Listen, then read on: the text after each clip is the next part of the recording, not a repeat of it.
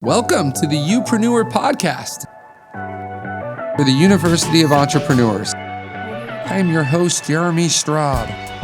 Good afternoon. I am here with Stacey Moore, the founder and ACL commissioner of the American Cornhole League, which we'll get into and talk about in a second. Stacey is a serial entrepreneur, was an angel investor, spent some time as a portfolio manager. We'll talk about his path into starting the American Cornhole League and what it's all about. Stacey, welcome. Thanks for joining us. I appreciate you having me, Jeremy. I'm excited to be here and share what I can for other entrepreneurs out there.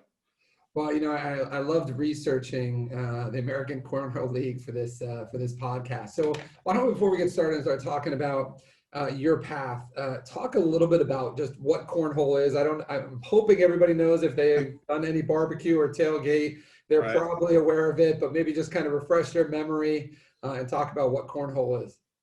Yeah, certainly. So cornhole is primarily known as a tailgating game that people play at either tailgates or in their backyard. It's played with 6x6 1-pound bean bags on a 4x2 piece of board that slopes and has a hole in it. So the objective is pretty simple. You try to throw the bean bag from 27 feet onto the board and into the hole on the other side of the court. Well, I'm glad you explained the distance because I feel like we walk it out, but I Yes. don't know if we've ever done it right at a tailgate on it. There's a lot of people out there that play casually from a lot of different lengths, and anytime you're playing it as a recreational game, you can put it wherever you want to put it. And obviously I've seen them all customized and designed for everybody's favorite team and whatever it is. So you see a lot of personalized ones. I grew up in Pennsylvania and we used to play a game called Quates, which was similar, but it was on a slate because I grew up in the slate belt and you were throwing a ring on it. It was like a cross between horseshoes and cornhole is what I felt like it was. And then that disappeared by the time I graduated college and all I saw was cornhole after that. It's been about 20 years since I was in college. So talk about how you ended up making this tailgating game into a league. Why would you start a league from here? Because, I mean, you got a 3-year deal with ESPN. You know, you're getting celebrities talking about the game, whether it's on Twitter or social media or even on the red carpet talking about what they've been up to. And it's been on a number of the morning talk shows, including yourself being on there talking about it. Yeah. How did you come up with the idea of starting a league for cornhole? Yeah, it really just kind of evolved. We were doing sponsor activation events with all sorts of different tailgating games. So just like you mentioned, you grew up playing a version of a tailgating game that may have been specific to your area. There's a lot of those out there, right? And there's a lot of other tailgating games out there like ladder golf and washers and different sorts of things. And so, we started a company called Inside Tailgating as a content brand to cover the tailgating lifestyle. And tailgating games was a part of that. And one of the things that happened was I just saw people playing cornhole more passionately and intensely than other tailgating games. And so I started watching it closer and closer. I was talking to the players, trying to figure out why they took this particular tailgating game more seriously than others. And the more I watched it, the more I talked with people, I got to understand that, hey, there's some real strategy to this. There's some evolution that can go on with the equipment on the equipment side of things, and it's entertaining to watch. And so I felt like that there was an opportunity to evolve it from a tailgating game into a sport after basically just listening and watching and talking to people for a couple of years. And so, once I made that decision, we decided to formally start the American Cornhole League on the mission to make cornhole a professional sport and then to make it an international sport.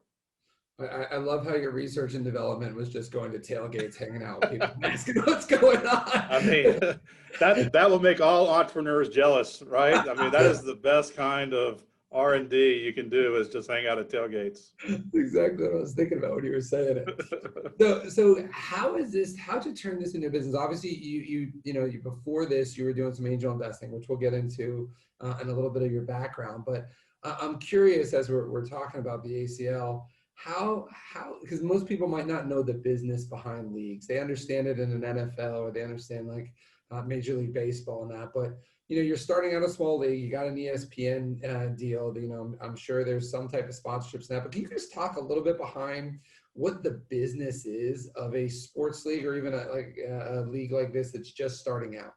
Yeah, so most niche sports out there that are developing a league, right, their primary revenue is going to come from memberships and events, right? So people will typically pay a membership fee to be a part of a league, and then they'll pay an event fee to go and play in an organized event. So that's where we started, similar to any other niche sport. We just started putting together events. And so we put together a tour specifically for the Carolinas. We created a point system around that. So one of the unique things that we did with our niche sport was we created a point system that had some stickiness to it that encouraged people to play in multiple events. So it kind of led from, hey, you can play in your local area, then you can travel and play in a couple of these regional events, and you have a different point tier system for that. And then based on how you do in those events, you can qualify to come play in the championship. So that was the general premise on how we created our point system. And we found that had a lot of stickiness and was a little bit different than what other sports out there, other niche sports out there were doing. Well, it's almost like you created a season that you had Yes. to be able to get to the playoffs on it. So, yeah.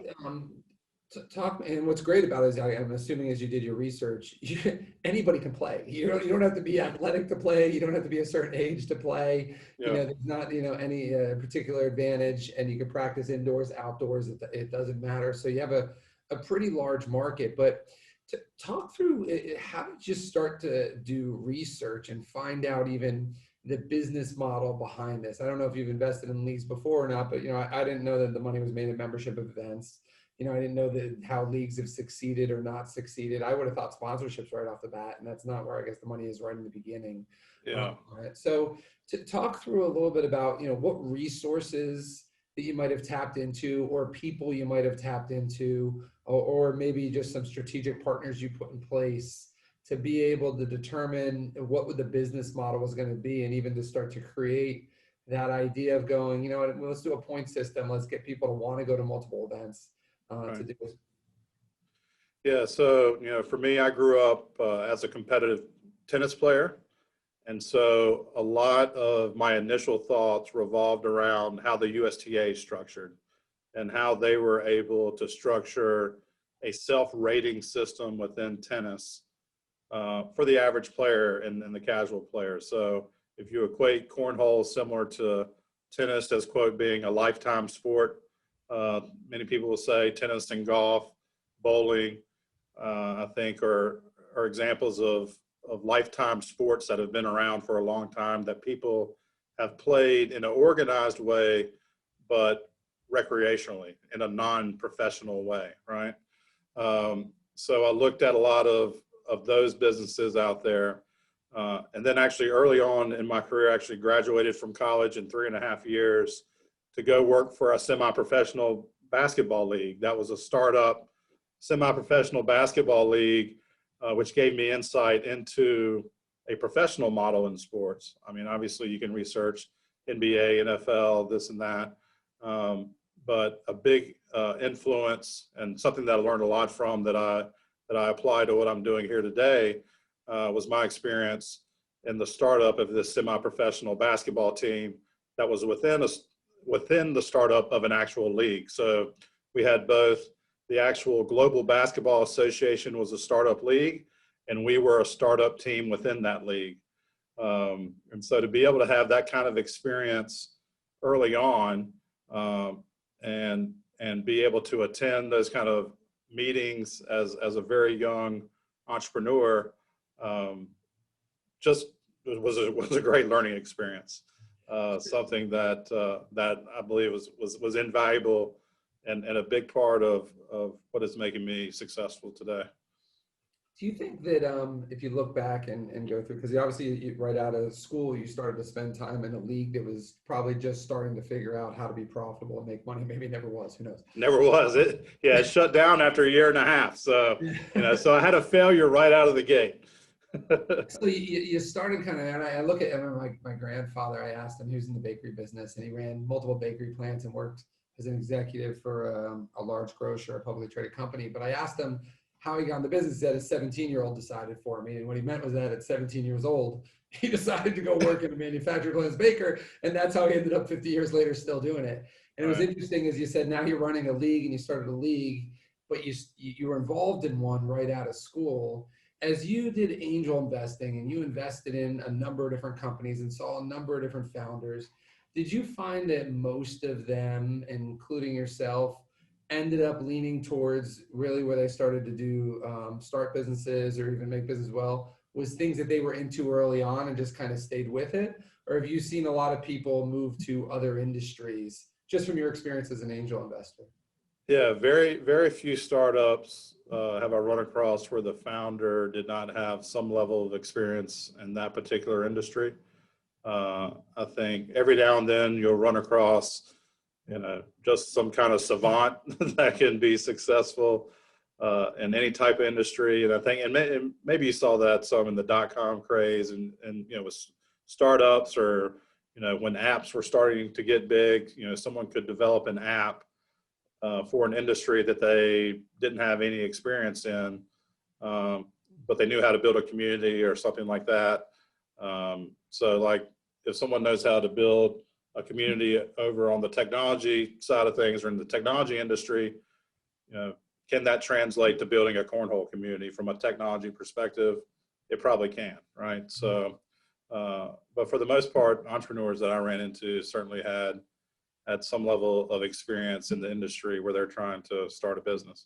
So talk a little bit about your path into entrepreneurship. So you graduated school in 3.5 years. You started working with the league, with the semi-pro basketball league right away.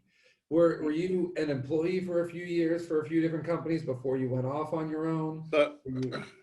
Yeah, I mean, I grew up, my family, my father was a business owner. My mother started up some small businesses.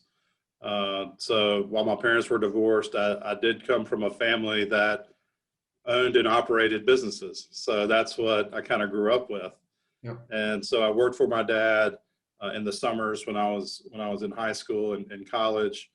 Did some odd and end things for my mom. She was an interior decorator at a retail store at one point in time. And so, I got those kind of experiences from a manufacturing company to an interior design company to just a lot of different things. So I was able to get exposure to a lot of stuff.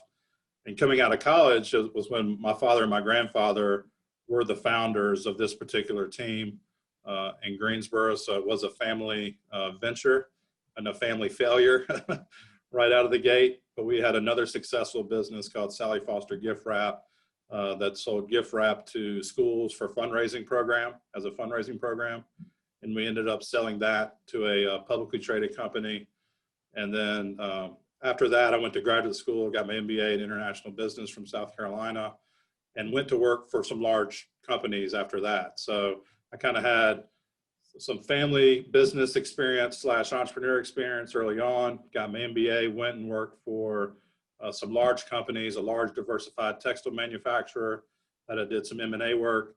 And then I jumped over to Bank of America and became a portfolio manager on the small cap growth fund and managed that fund for a few years before deciding to go out and try to fund other entrepreneurs and become an angel investor. So it's been quite an interesting path. I've met a lot of people, touched a lot of different businesses, have some successes and some failures along the way. And then I just got the bug to where I saw how much money was being spent in tailgating. And I said, I got to figure out how to make some money tailgating for a living. That's what I wanted my goal and objective to be. So I started, disposing of my angel investments, whether they disposed on their own or I was able to exit them. and really focus on creating a tailgating incubator, for lack of a better word. And, you know, had to become, instead of, I was always kind of a buy-side guy, right? When you're a That had to be portfolio one of the manager. coolest office spaces for an incubator. It was all tailgate games the whole time to do it. Yeah, crazy. So, yeah. So, I mean, it was, yeah, so it was just an interesting transformation to go from being on the buy side as a portfolio manager and an investor in startups to now all of a sudden I'm out there trying to get business deals done and trying to sell sponsorships for the first time, and becoming more of a sales side guy was a difficult thing for me to do, because I was always used to people coming to me, asking me for something, asking me for money, asking me for all these other things. Now I had to go out and ask other people for money. Right, different deal. So talk real quick about the transition from portfolio manager to entrepreneur. Obviously, the family had success. They had a good exit. Even if there was some failed businesses going through, I'm sure the family did well. And then, you know, you went off on your own, and portfolios managers do pretty well for themselves in general. So you probably did all right. Yeah. Why walk away from that to start being an angel investor? Was it just a passion of yours that you just wanted to go build your own portfolio of that? I mean, it's not like it's easy to pick winners. Yeah, no. I mean, an angel, right? Yeah, the story is real interesting. So I was a portfolio manager at Bank of America. All right, number one, banks have a different pay scale than other mutual funds and hedge funds and that sort of thing.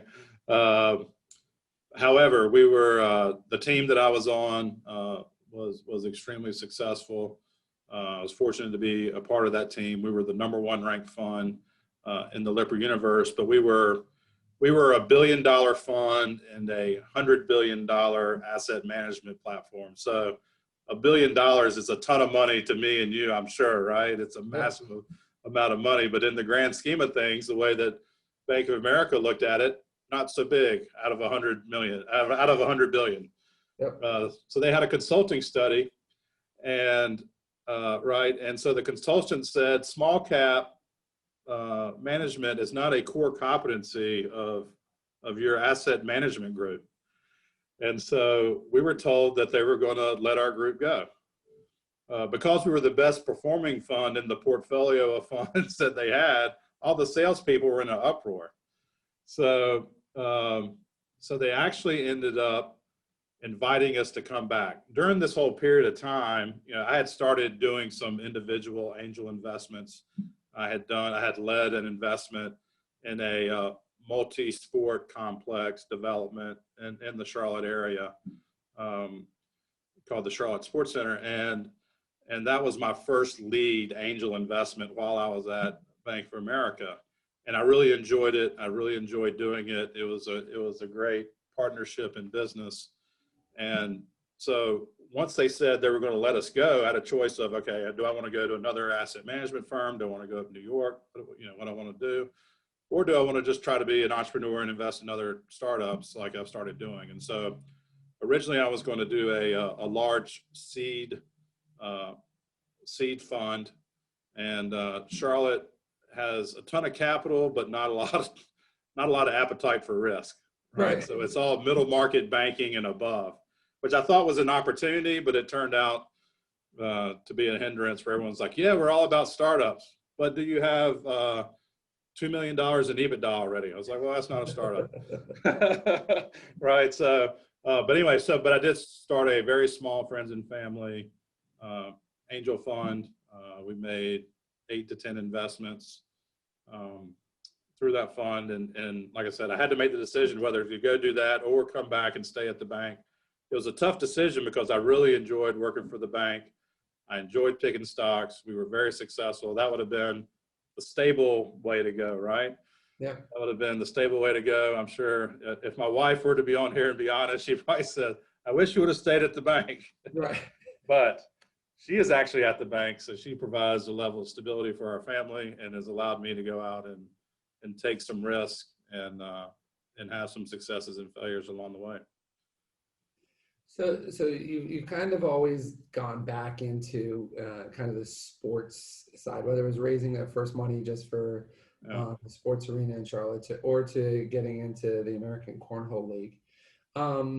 And can you just talk briefly about the deal you did with ESPN? Because that feels like, to me, like that's a great marketing tool for you. It seems like it's a big deal to be able to get a league. It almost legitimizes it, Yeah. from my eyes as I was kind of doing the research to it.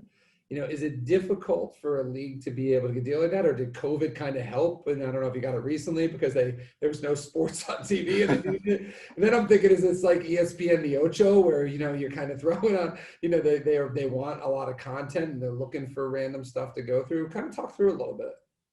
Yeah, so we've been on ESPN for 3 years already. When I started out in year number 1 for our first championships, I wanted to get it on ESPN somehow, some way.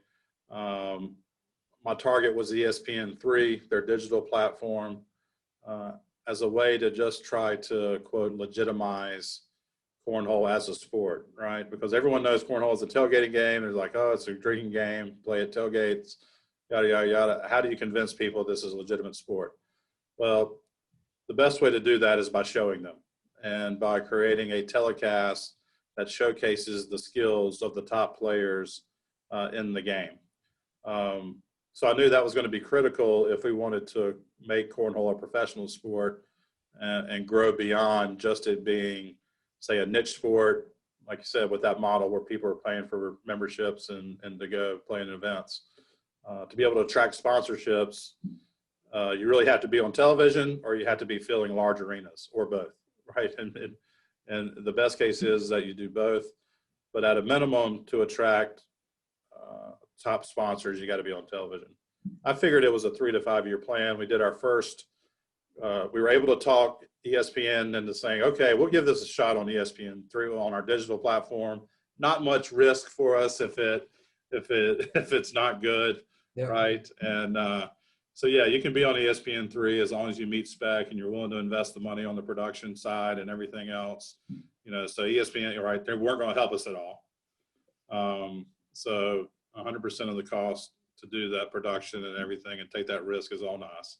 Being on the digital platform is not nearly as attractive to sponsors as being on a network. So it was very difficult to get money to cover our costs for production in terms of sponsorship money. But it was important to be able to display the sport. At least, even if you're on digital, you do have that ESPN brand next to your league name. So just getting on the digital platform alone was a big accomplishment. And then really it was just kind of happenstance that we invested enough money in our first digital production for ESPN to take notice, where they were shocked about how good our production was, to the degree that by our second championships, they said, we have this live window on ESPN2, and we would like to test out cornhole. Would you be interested in doing it? And I said, of course I would. So, I thought it was going to be 3 to 5 years before we'd have a shot to be on ESPN2 or ESPN. It actually came right before our second championships. We scrambled to pull off that production. We went viral. So people were just sitting around on Saturday afternoon in the sports bars, and they just started tweeting about it. So it was a Twitter explosion the first time we were on ESPN2. That led immediately to a 3-year agreement that we tore up after the second year, and we just finished our first year of our next 3-year agreement. That's awesome. So it was basically networking, convincing them to give us a shot, and then putting a great product on television. So we had to have both of those. First we had to have a shot, then we had to put our best foot forward when we had that shot.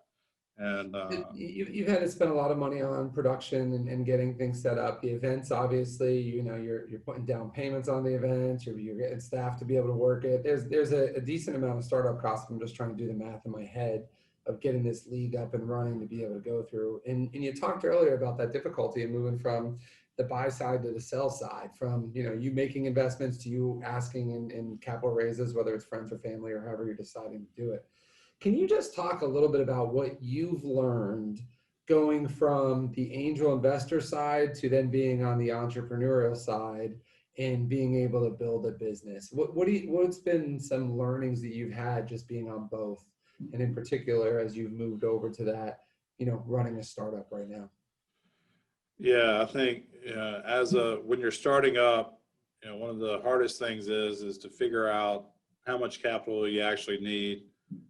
Depending on the type of business you're going in, there may not be a legitimate business model where you can cut and paste. Like say if you're starting up a restaurant or, probably even a bakery, like you mentioned, there's a business model out there that you can kind of cut and paste. You kind of know what your capital costs are going to be, your operating costs. In this situation, when I started this tailgating incubator, I was just kind of bootstrapping it, winging it, right, flying by the seat of my pants, just trying to figure out what is the model. And so, it's difficult to raise money if you want to go out and do a formal fundraising round, because I've been on both sides, right? I mean, I've invested in plenty of business plans that look great on paper, right? They never turn out the way they look on paper. Yeah. Right. You just know that. And so personally, I don't put a whole lot of attention or thought or reliability on the valuation model. It's really more the thought process that you go through when you create your financial model and your business plan in terms of how you're thinking about attacking the business. And you're always going to have speed bumps. So, as I look at other entrepreneurs and myself, I think one of my best attributes is being able to quickly make those adjustments, being able to realize when I'm going down the wrong path with someone or something, the quicker I can make an adjustment, the better off I'm going to be. And so, those are the kind of things that's difficult to put in a model. Yeah. You can't put that in a model. And so if you're out there looking for outside investors, because anytime you take outside money, you're going to give up some level of control. Now you've got to report and be responsible to someone else. And so you have to make sure that for your particular business, that you have a partner or an investor that is going to give you that flexibility to make failures. If you don't have that business model fully figured out, I think the best way to go about it is just be upfront about it. Just be upfront and you say, like, I think this is the path we're going to go down, but I want you to know that if I see something happen or we have a speed bump, we're going to pivot quickly. And I want you to be comfortable with that. So, It's a hard balance to be able to figure that out, right? How much do you want to put at risk of your own capital in an idea versus taking on other capital where maybe it reduces your financial risk, but then you lose control, or you have somebody that gains a lot of influence over your business where you might not want that influence to be able to do that. And I think it's good advice, as you say through it, is being very clear that you might not have all the answers, and that the pivot and the fact that you're going to pivot quickly if you don't see it going in the right way is an important conversation to have. And you get a really good sense of not just going and chasing money, but finding a good strategic partner that's going to actually either add value and you're going to work well with, instead of just trying to get money too. Yeah. And so I would say, revenue cures your ability or cures your need to seek outside funding. If you can generate revenue somehow from sponsors, then you have some flexibility. And we've been fortunate to be able to, once we established our deal with ESPN, we were able to bring on some great partners. Specifically, Johnsonville has been a fantastic partner for us that has given us the flexibility to grow, maybe not at the fastest pace we could grow if I went out and raised outside money, but we've been able to survive and grow and improve over the last several years because of our partnership with Johnsonville. And it's allowed me to now kind of pick and choose if or who I want to be our partners for the long run. You're talking about Johnsonville sausage, right? Yes. Right. Yeah. Johnsonville sausage, the brats. Yeah. So because you think about sports leagues, right? And I think a lot of people think of a success story like a Dana White story, right? Where, he came in and the UFC wasn't doing well and he's completely turned it around to a multi-billion-dollar industry. What's some good advice or even bad advice that you heard as you were starting the league from people that might have done it before, they've tried it before, it might have even been your family when they did the semi-pro basketball league? What's some either good advice that was like, I'm glad I took that, or you heard it and it just probably wasn't the right advice, whether you took it or not? Yeah. So like a common theme that I think I think people will say, or that we'll hear in the cornhole world, is like, well, I'm just in it for the good of the game, or I'm in it for the good of the sport, right? And if you use the Dana White example, right, Dana White's in it to make money. You know, we're building cornhole as a professional sport to make money. Certainly, we're interested in growing the sport as a whole, but our focus is really on our brand and on the ACL and growing the sport of cornhole the way that the ACL wants to do it. Right? That's what Dana White did with the UFC. That's, you know, that's a great example for me in terms of the path that I want us to be on. That doesn't mean that, you know, we're gonna try to hammer other people. We think, you know, there's startups happening in the cornhole world left and right, other competitors trying to come after us, right?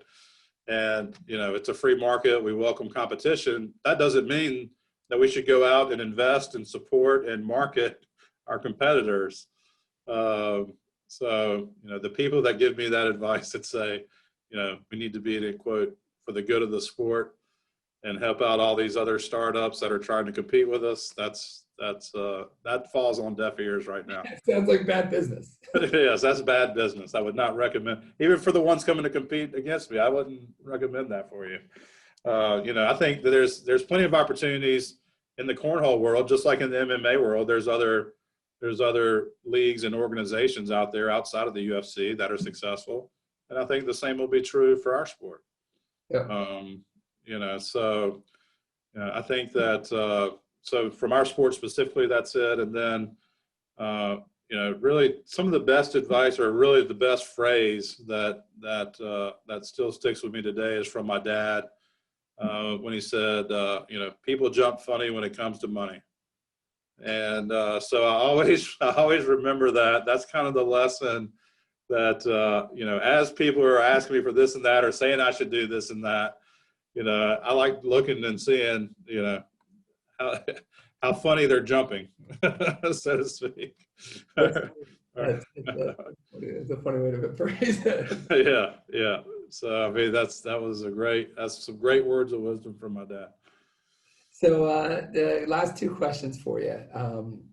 Well, give me an example of maybe what you would consider your favorite failure. And maybe that's with the American Cornhole League as you've been building it, and a failure you had, or maybe it was, you know, during any part of your career as you moved to starting multiple businesses, including this one. Yes. But favorite failure for you? When I was an angel investor, I invested in this concept called Shy Genius. I thought it was a great brand name.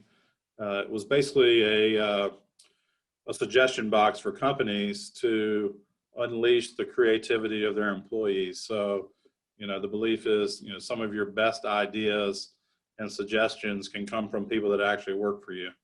And I believe that. And so they were trying to create a platform, a software that would basically manage that process for companies. So it was a really cool idea. There was some good angel investors involved in it.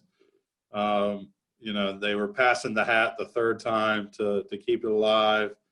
And, you know, 2 of the 3 other angel investors didn't want to put in any more money. I couldn't put in the amount of money that was needed that they weren't going to put in and contribute. So it just kind of died on the vine, which was unfortunate. And it became a failure, and lost 100% of my investment in that one. But, you know, so that's my favorite failure, even though I lost money on it. I love the idea. So what did you learn from that idea that it not working out? What were some takeaways you got from that? Just, you know, how the investor group that you have is important. You know, timing is important. Anytime you're doing startups, you know, depending on your level of funding, whether you're bootstrapping or anything else, I mean, timing has to be good for you, and you got to have some breaks along the way. No matter how smart you are, no matter how good you are, you know, you still need to have some breaks. Yeah, you know, I think that's probably been one of the more interesting things. Is I've invested in other companies and got to spend a lot of time with entrepreneurs. It's as much as the idea could be good, as well as somebody can execute, have a strong leadership team. timing's a big play to it, because I've seen it where somebody was too early to market, and 5 years later, that same concept would have absolutely killed it. Yeah. And it's hard to be able to figure out. And then the luck part is definitely a piece to it. You know, there's just one connection you had that got you an opportunity that you didn't expect that made it go viral or something like that. There's definitely a piece. That doesn't mean that that entrepreneur won't be successful at that point. It just might mean that one concept or that one try might not be there. But there's definitely a piece of timing and luck that goes into it. Now the way around it is you just keep working your tail off and you keep trying opportunities, and sooner or later one hits and you end up with a 3-year deal with ESPN. So let's talk about then, you know, as you look at that career path, you tell us about your favorite failure. What's your most memorable day in your career? No matter if it's recent, past, or anything like that was impactful for you. Yeah, I mean, there's so many of them, but I mean, really specific to cornhole, it was that first ESPN linear broadcast that we had on ESPN2 at our second championships.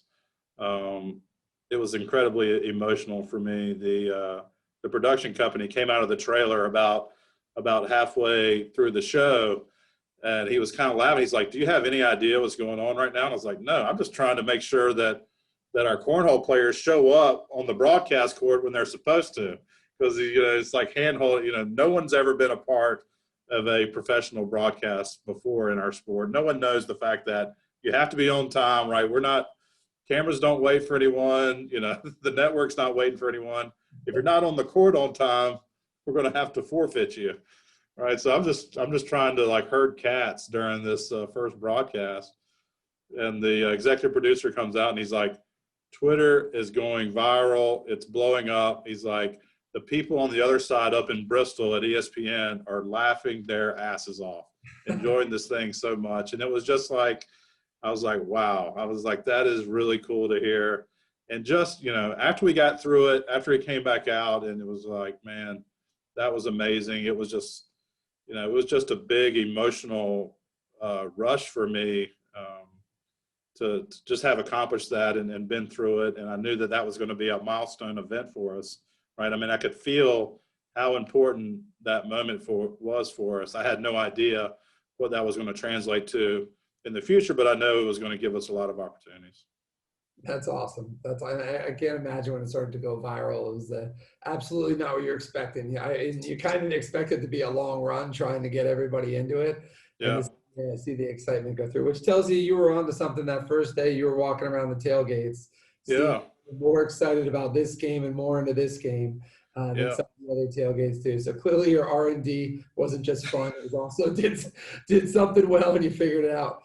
Hey, Stacey, congratulations on the success of the league. Congratulations on the growth that you're having. I appreciate you taking the time through talking to us today and giving us some insight into your business, but also some of the successes and learnings that we could take away for our businesses too. We appreciate it. Thank you, Jeremy. Glad to come back anytime. It was a blast. All right, Stacey, talk to you soon. Have a great day. Thanks. Thank you for watching the Upreneur podcast, and don't forget to like, follow, and subscribe, and share this with anybody who you think needs to hear it.